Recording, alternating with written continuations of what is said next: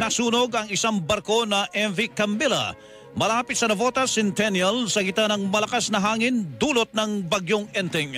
Pasado alas 8 ng umaga kahapon nang magsimula ang sunog na inaalam pa rin ang sanhi.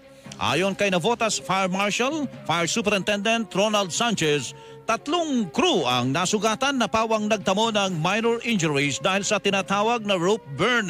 Ang MV Cambila ay isang training ship na pag-aari ng Camila Shipping Corporation. Ayon kay Sanchez, susubukan nila ngayong umaga na mahila at maigilid sa breakwater ang barko sa tulong ng Philippine Coast Guard. Samantala, 2 barko naman ang bumangga sa dike o dike na humaharang sa malakas na alon. Ayon kay Navotas City Mayor John Ray Tiangco, dahil dito nasira ang ilang bahagi ng dike kaya pananagutin nila ang may-ari ng barko. Kailangan na gawan ng marine protest po yan at syempre dapat makausap natin yung may-ari. Sana